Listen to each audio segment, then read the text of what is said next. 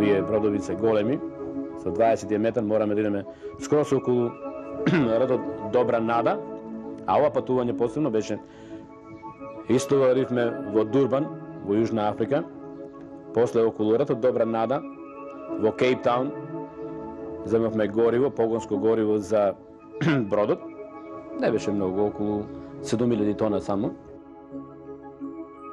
Од тука, од Кейптаун, преку Атлантскиот океан, редовме во Комодоро Ривадавие во Аргентина.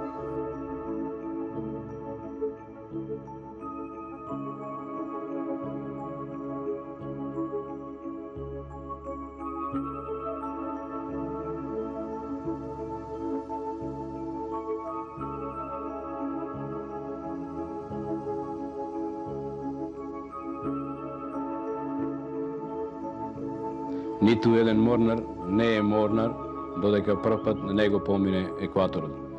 Може да плови над екваторот, само не е прав морнар, затоа што правото поморско крстење се случува при поминувањето на екваторот. Стари традиции се да при поминувањето на екваторот се прави представа, една добра, голема, убава представа на бродот и се има, иако се аматери посадата, се така добри глумци, така добра представа, да не можеш ни сам да веруваш. Аз лично бев изненаден прв пат кога беше тоа. Еден обично водачот на палубата на морнарите, кој што во Далмација го викаат ноштромо, или на англиски боусен, тој е обично крупен, јак, и тој го представува Нептун, кралот на морињата и царот на, или богот на морињата и океаните, пардон. Стои со харпун, покрај него нормално стои морската сирена, еден преоблечен во тоа, и други морнари како гусари, пирати, некои со затворено око, со марами и овона облечени. Си имаат веќе своја униформа на бродовите, си имаат мечеви направени од и мечеви тие сабји свиени овона направени од дрво. Од страната се има направено фина футрола за флаша од рум, направена од конец и сплетена. И тоа толку спонтано доаѓа крстот, а нормално целиот брод е нареден со знамињата од кои што стојат на бродот. Дали повеќе се сигналните знамиња кои што служат за сигнализација и знамињата на земјите, затоа што бродот мора да ги има скоро знамињата на секоја земја каде што идеш. Штом го упловиш натаму мора да го имаш тоа знаме. Со сите тие знамења се накитува во бродот и на палуба е таа представа. Како прво ќе ти се понуди да се напиеш, да мора да пивнеш морска вода за да знаеш дека од тоа ти е левот, од тоа левот ќе го заработуваш. А после тоа разни пијалоци, па тука има доктор, она, па те мачкат, те фарбат, после не може да се измиеш. Важно, многу убава представа се, не може да ве опишам, да може да се сними, тоа би било многу поубаво. И тогаш секој добива диплома со печат во восок, на кој што пише морнарското име кое ти е, како морнар, кое име ти го... Јас моето име ќе го задржам за тајно, нема да го кажам. Неговото морнарско име останува скриено, со восок запечатено. Го знаат инаку како едно од 4 деца на Здравка и Борис од Ораовица, Радовишко. Пријателите го паметат како особен талент за математика, за физика. Во архивите на Скопскиот технолошки факултет се бележи како запишан, но незавршен студент. Но затоа Поморскиот факултет во Риека го има на некое свое табло со дипломирани од пред 30 на години. Морепловецот од Радовишко го знаат сите мориња, сите океани, неброените пристаништа. Го знаат неговите колеги.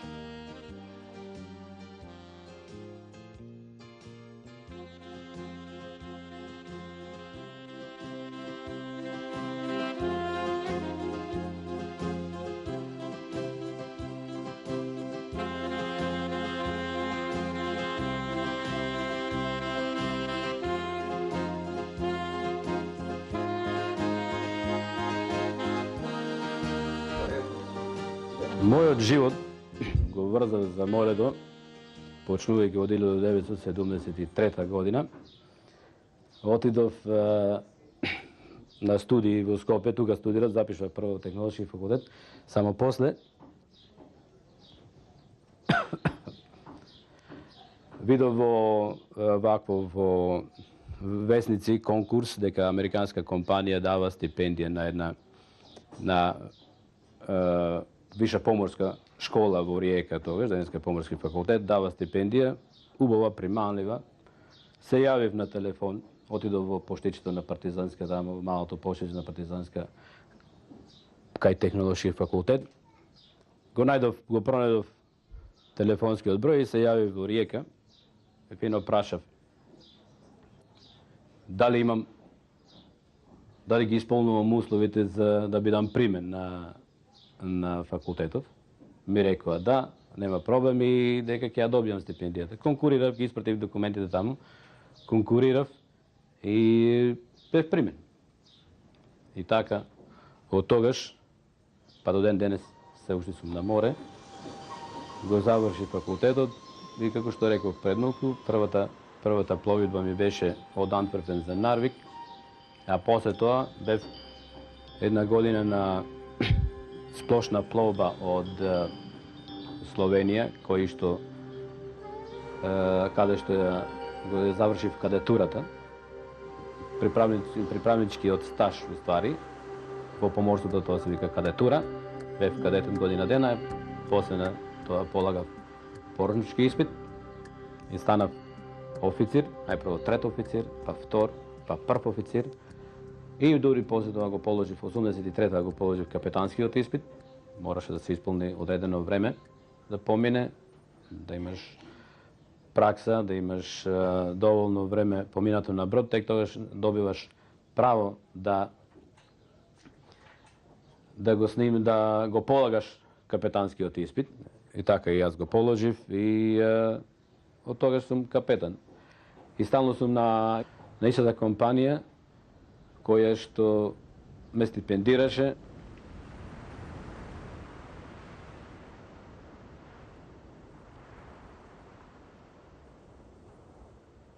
Морето велат е посебна љубов, посебна страст, посебен предизвик. За нас, континенталците, морето е летен престиж и сојузник на чепнатото здравје. Но за Арсен Арсовски, на Шинецот, морето е живот. Некој ли дамна зачувани гени од предците, чудна добитна комбинација. Што и да е, ова е интересна животна сторија.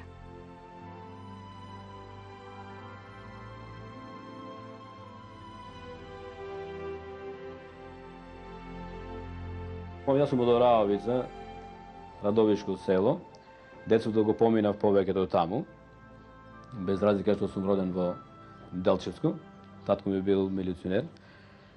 И не ми беше тешко да одуше Оравица, беше толку Оравица не е толку каменит простор, каменито село, има и река, има 2-3 убави ѓолови, кај што се меѓу скали, чиста вода, кај што научив и да пливам, така да и после не ми беше тешко. Нормално, важно е вамо да знаеш да пливаш, а таму и какви скокови тек изведував да знаем. После по бродовите, знаете како, ние од нашите краеви, македонците сме баш, би рекол, лесно се адаптираме на секакви работи, ништо не ни е тешко, па чак и тоа. Денеска сум пловам на танкери почнувајќи од 93.000 тона, па до 365.000 тона. А овој најголемиот од 365.000 тона,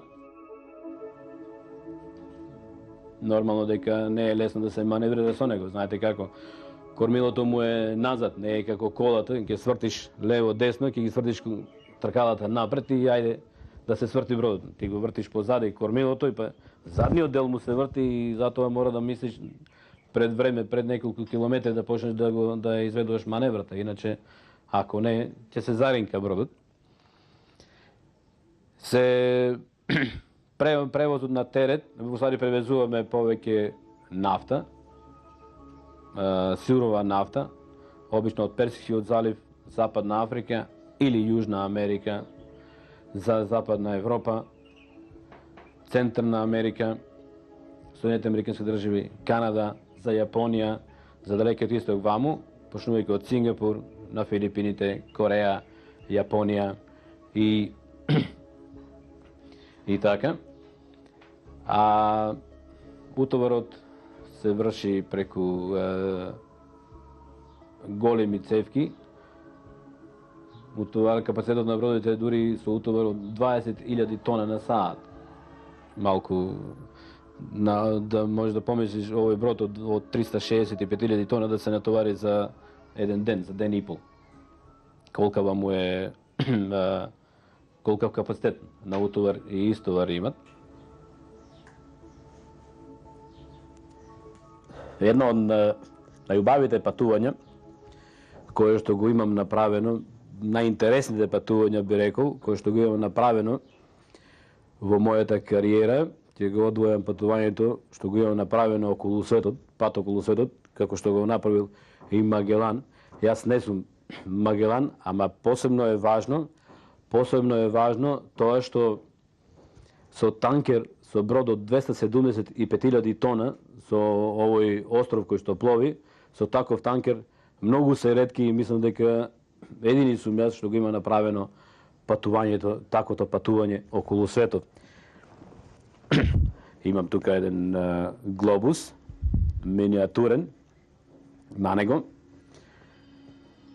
Тргнав од Персидскиот залив во Иран, на место на островот Карк, натоварив и преку пролазот Хормус, теснатот Хормус, надоле, бидејќи е бродот многу голем, кога е натоварен, во вода е само во вода е уронен 21 метар, а преку Суетскиот канал не може да помине, мораме да идеме за секој терет пренесен било за Западна Европа, Америка, не можеме да поминеме низ Суетскиот канал, би бил многу пократок пат.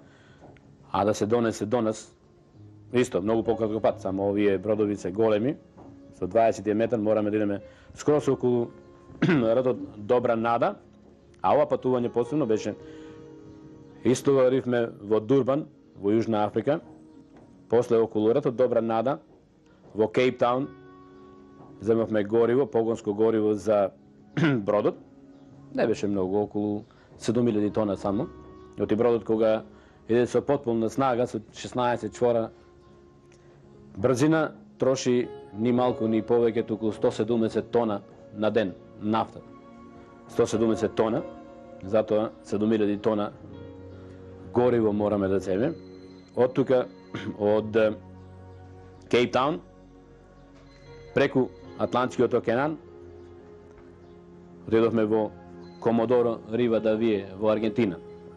Ваму земавме половина од теретот, значи негде околу 135.000 тона, овде натоваривме, и после околу Јужна Америка, Тера дел Фуего,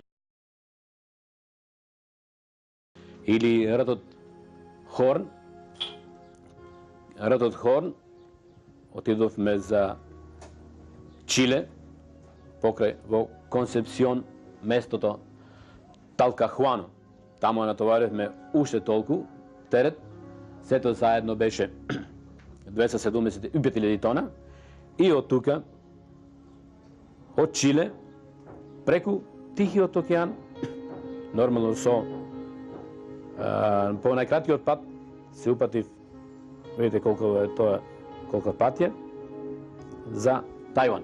Земјината топка, гледајќи ја сега на глобусот, ваму е како топка, а во ствари не е како топка, туку е елипсовидна, и пократок пат е ако се иде по ортодрома, отколку по локсодрома. Ако повлечеш еден правец и држиш еден курс стално, например од тука, од Чиле за Тајван, би рекол дека би било тука 200 90 степени би бил курсот. Ако идеш само по тој курс, ќе поминеш, ти треба многу повеќе гориво да потрошиш, отколку да се иде по ортодрома, тоа се слегува надоле, не може сега точно да ви ги уцатам координатите тука, и по пократок пат се пристига во Тајван.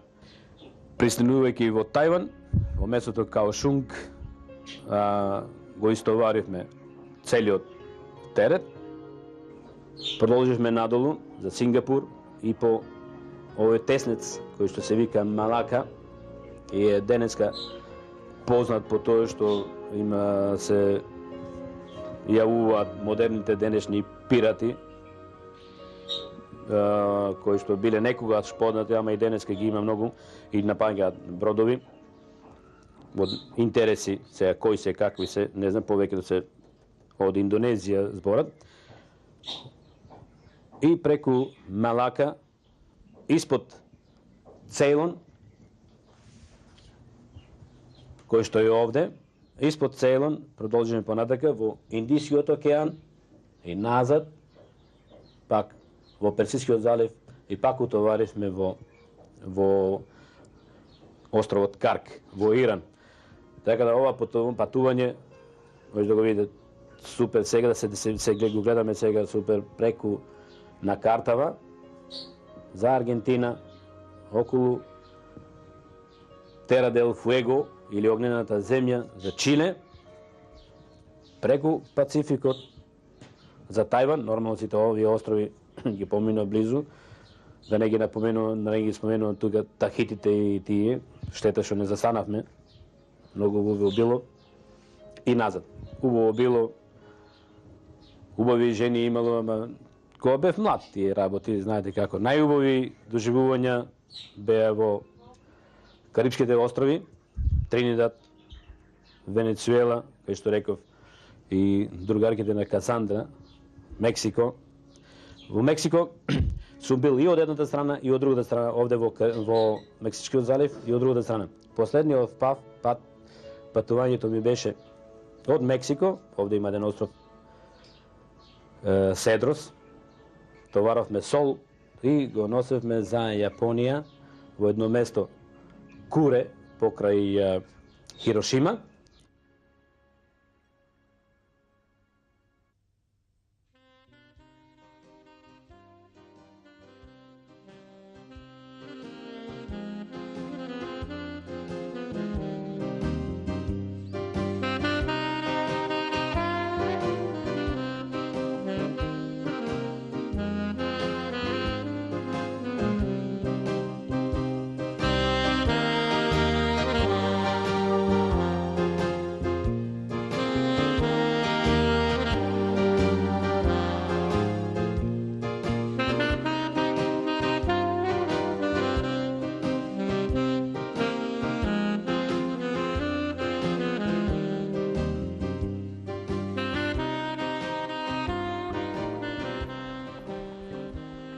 Се сеќаваш ли, баде 60-те години, како деца во основна школа, по после и гимназија, кога доваѓавме по рекава, колку вода имаше, риби, и тоа саглам, и пастрамки имаше нагоре и се, а ѓолот, а либубан и другиот, како се викаше, китоклијада. Таму ловевме и риби, а за пливање не да беше убаво, за скокање, таму научив прв пати да пливам, а тогаш, нели, тутун ќе набереме, се бале отиди, 4 коша, ние 4. И се надпреварувавме кој прво ќе го наниже тутунот на низи, ќе се закачи да се суши и бегај по реката нагоре на бањање, пливање, а либубанот беше супер. А па да, коњете ги земевме. Да, убаво беше и риб ги тркавме. И на либубанот, од тоа скалите горе водопадот, скокај какви, скокови не прави. Ласта. Многу убаво беше, да. И супер беше. Водичка, риби. Само сега гледам за овие 30 на години каква разлика. И водата пресушила, риби нема, можда некоја жабичка некаде.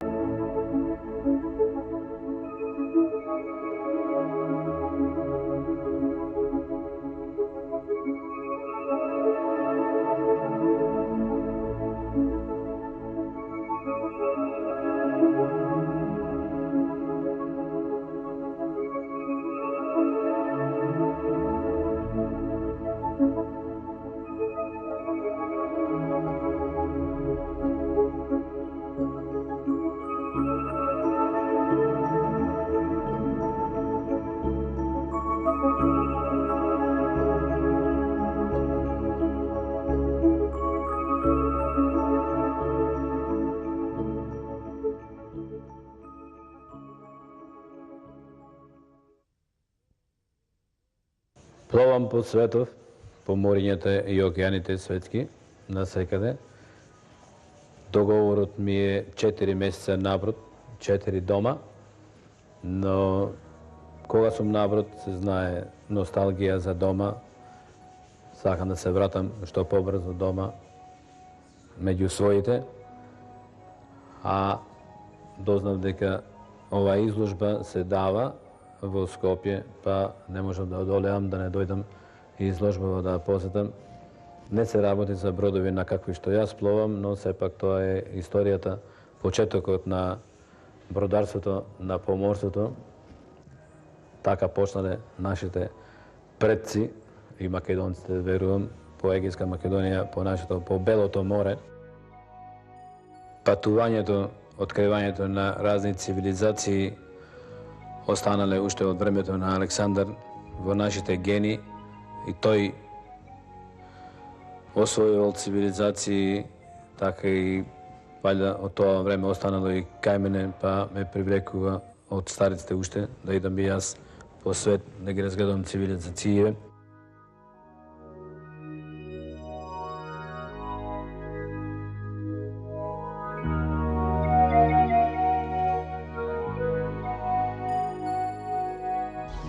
Од Риека заминав после на работа на истата фирма во која што и денеска пловам, таа компанија која што ми даваше стипендија. А овде во селово си доаѓам стално. Тука ми остана родителите. Татко ми Чичко Борис, мајка ми Здравка. Остана тука постариот брат. Тука живее со нив, Лупчо. А додека јас и помалиот брат живееме во Скопје, сестра мажена во Кавадац и добри се, задоволни се старите од своите деца. Малку можевме да живееме тука со нив, ама тоа така остана. А овде секој пат си доаѓам, се присеќам на младите години, кога се нижише тутун и уживавме под оревот, ќе донесевме на сенка тутунот кошеви полни со тутун, седни на сенка, нанижи го и по реката нагоре. Уживај, колку може да се ужива. Поле, топло. Сите земјоделски работи кои што постојат, секоја работа, и орење со коњи, и копање, косење, жнеење на рака со срп, сите работи ги знам. Ако еден ден останам и се решам да живеам, можам да живеам од тоа и текако. Не го имам заборавено и нема да го заборавам. И ден денеска уживам. Ќе дојдам и ќе отидам на косење, на ливада, на јонџе со косата, баш уживам. Право уживање. И да се присетам на тоа и ми причинува задоволство. Може би да сум останал да живеам тука, од тоа да зависам, може немало да би е толку интересно, ама вака, кога не зависиш од тоа, тогаш ти е интересно. И уживаш во тоа.